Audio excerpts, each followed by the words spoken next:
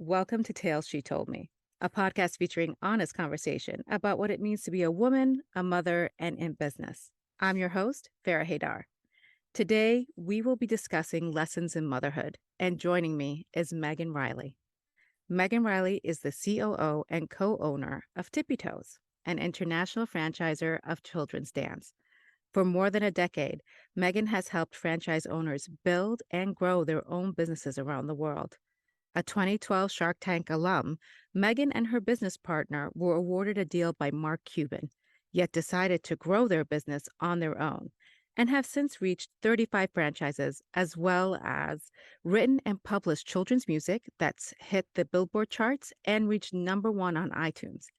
Megan is the creator and host of one of the top 12 parenting podcasts on Apple Podcasts, Who is Your Mama podcast. Great podcast, by the way, where she speaks to the mothers of some of the world's most successful CEOs, athletes, and entertainers. Megan also works as an expert mentor for Jesse Itzler's elite coaching program, Elite 365. Megan and her husband, Chris, have been married since 2007 and have 3 daughters who are 5, 7, and 9. Megan and Chris renovate homes, love to play outside with their kids, and their 100-pound dog, Ralph. So I love that bio. And I've followed you actually for a while now, through Jesse Itzler's program and also as a mother and being in business, a business owner myself. Your journey has just resonated with me a lot on many levels. So I'm going to start off with a question about, as a mother yourself, what is the most valuable lesson you have learned to date? Thank you for having me. I'm very excited to be here. The greatest lesson I've learned is that there's no right way to be a mom. There isn't a right way to do it, and we all are just trying our best. And I think the most important thing is showing up for your kids and just keep trying. But there is no right way to mom. No, right, right. Yeah, I agree with that. I have 2 children. I don't know how many you have. You mentioned you have 3 Right. children. So I'm sure Mhm. they're all different, right? Like what works with my daughter does not work with my son. Totally true. Totally true. I actually remember when our third, so timeouts worked like a charm for number one. Number two, she gave me a little bit more of hesitancy, but it Mhm. worked. And the third, I was like, I threw my arms up in the air. I was like, I don't know what I'm going to do. I had to, talk to the pediatrician. I got a new book. I had a whole new approach for my third. They are all different and they come to us different. And then, we're different parents for each one of them because I was a parent with one child with one, and then all of a sudden by the time you have three, you're a different type of parent. So we all are growing constantly, and we all have to kind of adjust and just do the best we can, which is why there's no right way to do it because it's everything is always changing.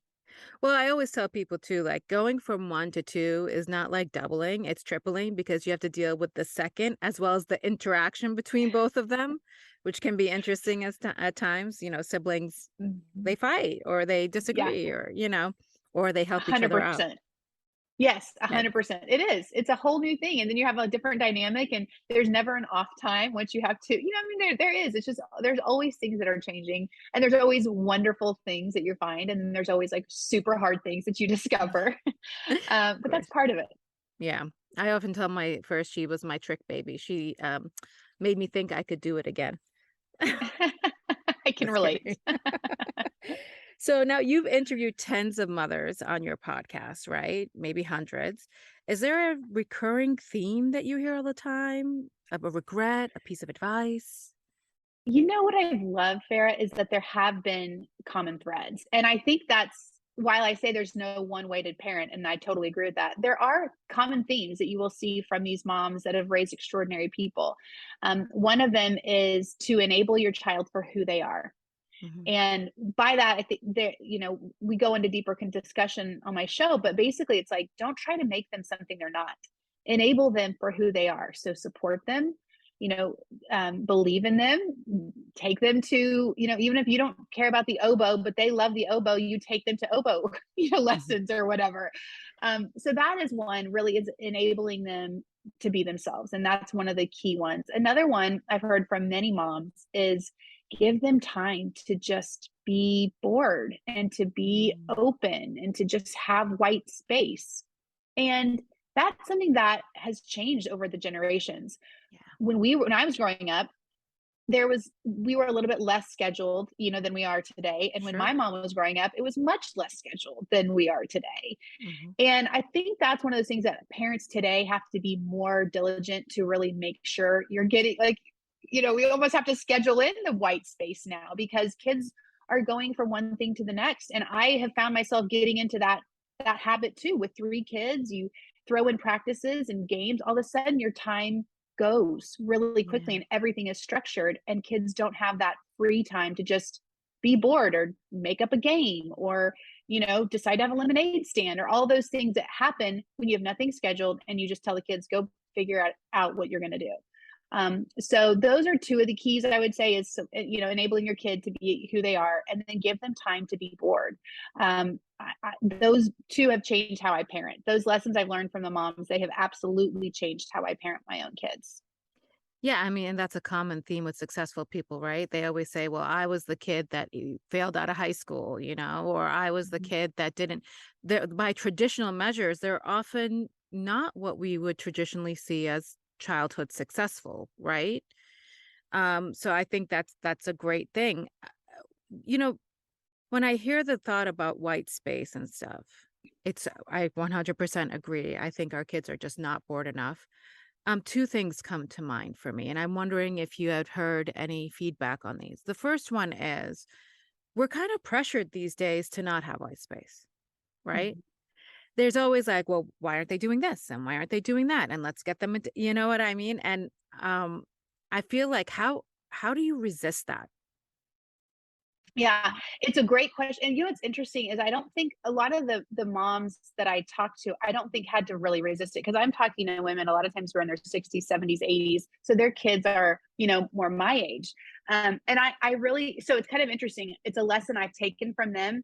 And then I see how hard it is to actually implement because Mhm. like I said, I will find myself all of a sudden scheduling everybody with 1 or 2 sports in a season. And next thing you know, we have zero white space. Yeah. And so actually, I'll tell you one of the things I do is in the summer. Well, I do this throughout the year, but during the summer, everybody has a camp normally. You're going to some sort of a camp. Well, I have a camp, Mm. and it's called the Week of Boredom. And I'm like, Yeah. this week, I'm not doing anything with you. We're not doing anything. We're not turning on the TV. We're not going anywhere. I'm not taking you to 14 parks. We're not like nothing. Mhm. And my kids resist it and then they secretly love it because then they're upstairs in their room playing together, figuring it out. So I would say I have to be very consciously aware of what our schedule looks like. And frankly, I'm in charge of it. So, Yeah. those of us that are scheduling them in the sports, we also have to be the ones that say no. Yeah. Um, so I don't know that there's really a hack other than for me, it was having it on my radar. It wasn't on my radar at all because I was like, raising kids and thinking, okay, now it's time to do soccer and volleyball and basketball. And all of a sudden you have zero time. So Yeah. it's really put it on your radar, be aware of it. And then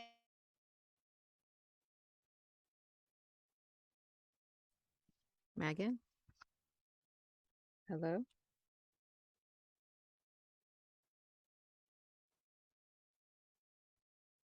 Megan? Megan, I'm so sorry. You cut I out. gotcha. No worries. Was Okay. it mid answer? Yes, Do it you was want me to just mid-answer. answer? Okay. So why don't you just say, it has to, well, the last thing I heard was it has to be on your radar. Okay. Perfect. Jimmy, just start there. Yeah, that would be Okay. great.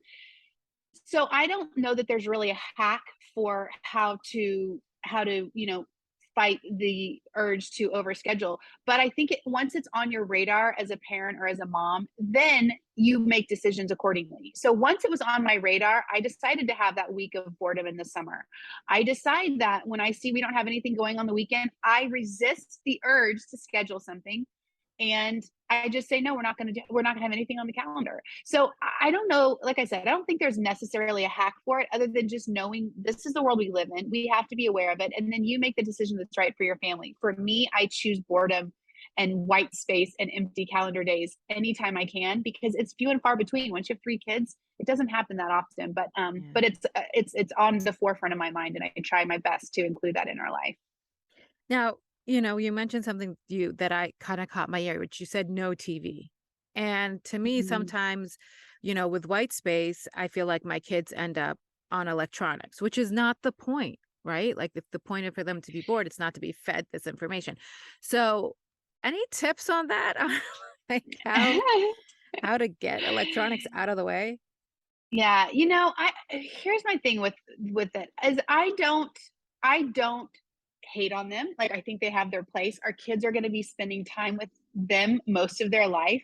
When my kids were little and I was in the weeds and I was overwhelmed, I would flip on that TV, and if the TV saved my sanity that day, I didn't worry about it. I was like, "You know what? You're going to watch 4 hours of TV today and I don't care because I need this to survive." So, I want to say that in one breath. In the next breath, one of the conversations that I like to have with my kids, mine are 5, 7, and 9 right now. And I learned this from um, Janine Driver, I believe is her name. She is a body language expert. She has a lot of great tips about, just communication in general. And one of the things she talked about that I've totally adhered to and added it to my life is I talk to my kids about balance. And so instead of saying, "Hey, turn that TV off, you guys watch too much TV," I go in and I say, "Hey, what are you watching?" And then they talk, it engages them. And I say, "Okay, so have you watched a couple of shows so far?" I have this conversation. Yeah. And I say, you've been watching for an hour or two, or you've been on your, Kindle or whatever they have for a little while. I know you know so much about balance and the importance of balance. And, we talk about this when we eat, and we talk about this in our life. And it seems like this might be a good time to think about balance in how we're spending our time today. Do you think, and so it sounds heavy. And I remember when Janine said this, I was like, "Oh my gosh, that's like a whole long conversation to have when I just want to say, turn off your thing." But the truth is I have started to say, "Hey, I know you understand balance and the importance of it. Do you think it might be time to switch activities and do something else?" And I'm telling you what, Farrah, when I heard this, I was like, "I don't know if that's going to work." And I tried it, and it's been wonderful. I don't approach them where I'm coming at them and telling them not to do it and you do this too much. I come at them with like, "Hey, I know you know this stuff because I've seen you do this when you eat. We don't eat cake all the time because we know we need balance. We don't watch TV all the time because we know we need balance." And when you kind of bring them through that, it has been super helpful for me. I've only been doing it for about, I don't know, 4 or 5 months, and it's been awesome. So I highly recommend that piece of advice. It was not my creation. I stole it from another mom, which I think all of us moms are used to doing, but it works. Yeah. Yeah, that definitely, I'm going to give it a try. I'll let you know how it goes. Let me know. Try Yeah, it. I love that. mine's a little bit older. One of like Mhm. I have a 13 and a 9-year-old. So, sometimes when they get older, it's a little more like, my 13-year-old's at that point where she just doesn't really want to talk to any of us. So that's Mm. that's a different kit and caboodle, but I'll give it a That's try. right. Um, obviously I think there are a lot of myths and we around motherhood, and we glorify motherhood a lot in the media and in culture, which is why I love having these conversations. But what do you think the hardest part of motherhood has been for you? Um, I mean, it's really hard. Like it's a very, very hard job. It All of is. it. Yeah. I mean, it's really hard. And it's interesting. I didn't like it when I was pregnant and people be like, "Oh, enjoy it while before you have a kid." I remember always feeling like people were so negative about it. I was like, "Gosh, that's hard." That feels daunting. Mhm. I don't like that approach because I do think it's wonderful and it's fabulous. It is so hard. I have run a company, I've started a podcast, I've created things from scratch. I've been a maid, I've done all sorts of different jobs. The hardest job I've ever done is being a parent, being a mom. Without a doubt, hands down, far and away, no questions asked. It's the hardest thing. Um, I think one of the hardest things is there's no there's no pat on the back, A plus, check mark, validation. You Mhm. never, you just are constantly hoping you're doing the right thing, and then someday at some point you might see your kiddo, have someone say, "Your kid has great manners." And you're like, "They do?" Oh my gosh, I'm so happy to hear that I do, because Yeah. our perspective as a parent, we are the safe place for our kids. We are the place they're going to throw the tantrum. We are the place that they are going to say everything negative and bad, but also all the great stuff. But in by human nature, we hear the negative more than the positive. So there's just never this feeling of like, "I nailed it. I am doing mom right. I am doing this job right." Mhm. where you otherwise you have validation, you have, you're at another job, you have quarterly, evaluations or something. You get none of that with parenting. You just are flying by the seat of your pants, crossing your fingers and hoping they become a human being that's happy and fulfilled. That's it. I And I'm so with you, yeah. I Yeah. think that's really hard. I think it's hard to never really know what you're doing. And actually, back to your earlier question, I've heard that from a lot of like the moms that I've interviewed. Many of them didn't feel like they were nailing it as they were doing it. And I'm talking to moms who've raised extraordinary, unbelievable human beings. They didn't feel like they were crushing parenthood and just completely knocking it out of the park. They also felt like, I hope this is right. I hope this is going to work out. I think Yeah. that's a challenge. It's a real challenge to just never really know if it's going to work. If what you're doing is the right approach. I think that's hard to deal with every single day. I'm with you. Once I went to my sister. I have 6 sisters, all of them older than me. Obviously I have like 21 nieces and nephews. They've all raised children. Some of them are, have children, they're grandmothers already. I'm a great aunt myself. But I went to one of them once and I was like, I just don't understand my kid. Da, da, da. And she just looked at me. She's like, if you're waiting for validation from your kid, you're gonna be waiting a long time. She's just like, It's great don't advice. don't even think that is going to be your path.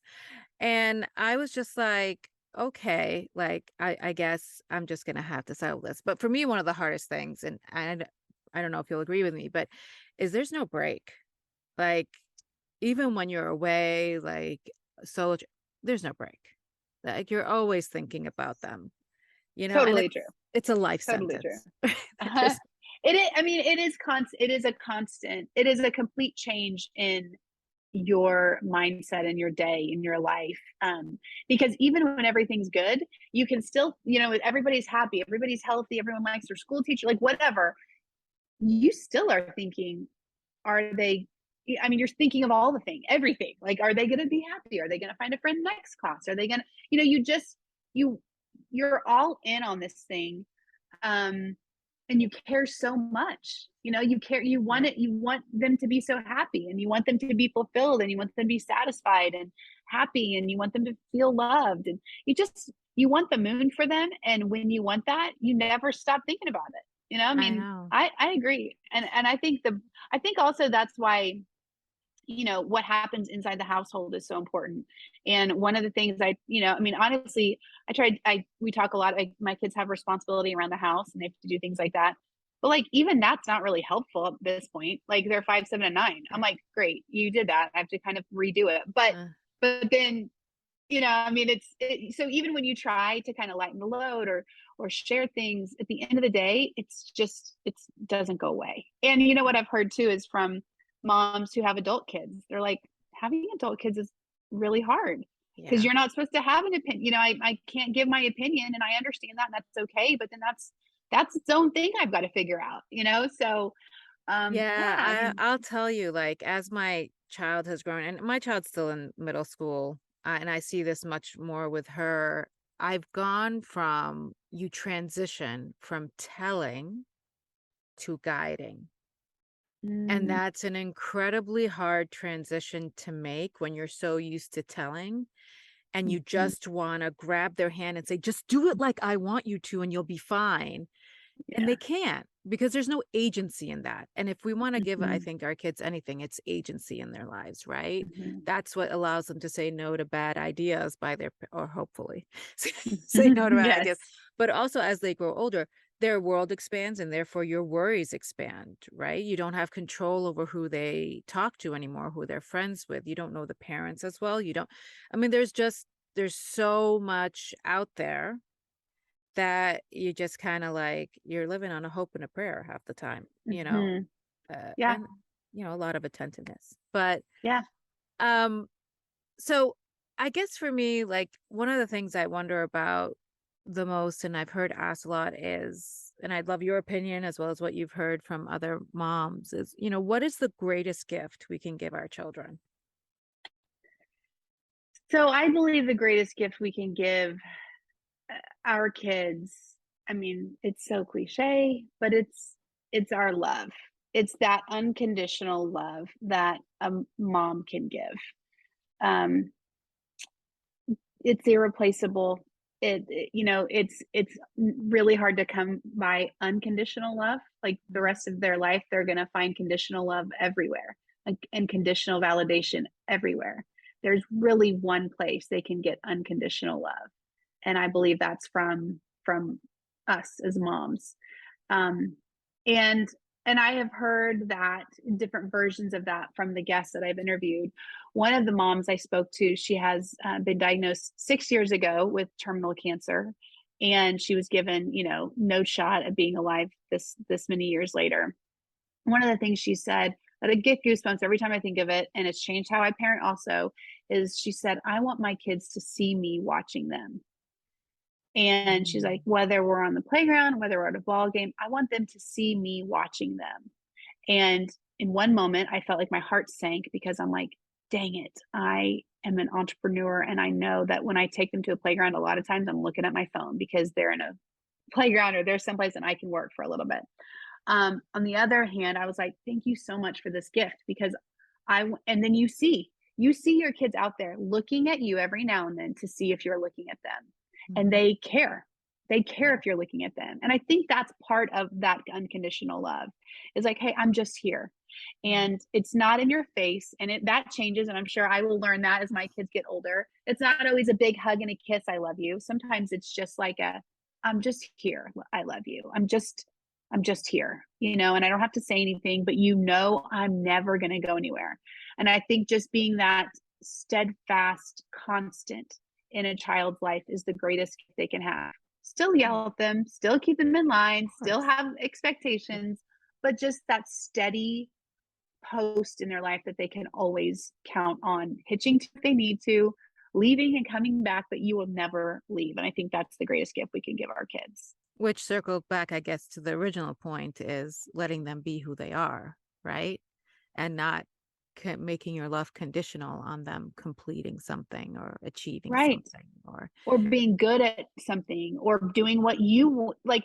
I remember people being like, I see parents living through their kids, and I was like, that's weird. Why would you do that? And then you have a kid, and I loved basketball, and I'm like, ooh, I hope they like basketball, and I'm like, oh, look at that, there it is. There's that feeling of like, I did want them to, I still do want them to like basketball, but I tried to like keep that like, why that doesn't matter to them, like it has Mhm. no bearing on them Yep. that I liked basketball, but it is a gut instinct for us parents to want that for our kids when at the end of the day it's like, no, be you. And then because the truth is we all know that if they find their sweet spot and the things they love the most, that's when they'll be the happiest. And that's what Mm. I care most about. I know you care most about Yeah. is your kiddo being happy, but yeah, Yeah. you're right, it does tie back together to being that constant in their life, and just like no matter what they do, being there for them. Yeah, I had to pull myself back a little bit a lot of times because, I grew up in between the States and the Middle East in Beirut during a civil war. So there were a lot of opportunities and activities, et cetera, that I just didn't have access to. Right. I had Right. other privileges, but I didn't have access to. So when my kids were growing up, I'm like, whatever you want, like, let's do all this stuff. And when they would say no, I'll be like, no, like, why? And then I'm like, "Oh, well, I mean, I guess, yeah, I guess you're not me." And that's, Yes. that It's was a mind big one for blowing me. when that happens. The first I time know. when you're like, You're like, "Damn you it." don't want to. Yes, yes, it totally is. It is, and then you're Um, like, oh, okay, this is me. This is work I need to do. This isn't about you. Yeah. yeah, I know. Like, and that's one thing I'll tell you, and I'm wondering, like, I think my kids have forced me to do more emotional work, or I shouldn't say forced, but have 100%. encouraged, invited into Hmm. my life more Hmm. emotional work than anything that I've ever done, whether it was starting a business, earning an MBA, moving across countries. Like, nothing has invited the emotional work I've had to do to be the best parent I think I can be, right? Hmm. Hmm. Um, and that's the challenge. And I think if you don't do it, you're depriving your kid, I think a little bit, but also you're depriving yourself. And that's Yeah, I, that's a big part. I totally agree. Like we said, like I think it's the hardest job ever. So like, of course you've got to work at it. Like you don't just I honestly don't think anybody just shows up to parenthood and nails it. Like there's just lots of work to do. And the Mhm. other thing that comes with it is I also want to model good behavior for my kids. And there's habits that I've created my whole life that I'm like, oop, I don't want you to do that. I still like one of the things Mhm. that I do, I apologize too much. I'll say, oh, I'm sorry. Like Yeah. somebody bumps into me, I'm like, I'm sorry. It's ridiculous and I can't stand it. But I do it still. It's something I battle. And I because and I fight it more now because I have my kids, because I know they're hearing me do that. And I'm like, don't apologize for Mhm. like having, standing in the space, but Yeah. so I think they it's twofold to your point. Is I want to be better because I want to be a better equipped parent. That's why I started my podcast. Selfishly, I wanted to be a better parent. So I was like, well, let me learn from the best of the best, the ones who've raised extraordinary people. Not that they're the Mhm. best, but they've raised extraordinary people. That's why I did that. And then secondly, because you're setting an example. And our kids are going to pick up what we put down. And if we're putting down, bad habits, that's what they're going to pick up. Yeah. I'm with you. So, Megan, we're going to do something a little bit different. I'm starting an evergreen question now, and you're the first one I'm going to try it on. I So, love it. I love it. So, here it is. It is, what is a weird habit or ritual you have that makes your life more joyful? Oh, what a good question. A weird habit or ritual that makes my life more And enjoyable. I have to admit, that's like like a modified Tim Ferriss question that I got from one of his books, but I thought it was so Yeah, good. I want to start using it. yeah. You know what? Let's see. Okay. Um, I have one. It doesn't really have to do with my kids, except that this is necessary after one of Okay. those big long days. And I got this from one of my friends, is I will, like, if I had a crazy day or whatever, I put on a mask.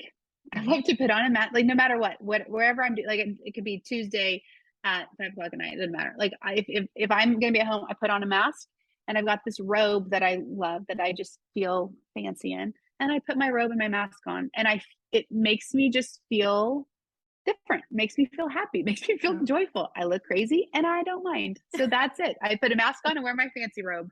that's excellent, excellent advice. Megan, it was a pleasure having you. And for those of you listening out there, if you want to hear more from Megan, the best place to reach her is on LinkedIn. Just look her up at Megan Reilly, or you can connect with her on Instagram at Who Is Your Mama Pod, on her website, whoisyourmama.com, or listen to her podcast, Who Is Your Mama? Links in the show notes below. As always, I'd love to hear from you about this episode. What lessons have you learned about motherhood?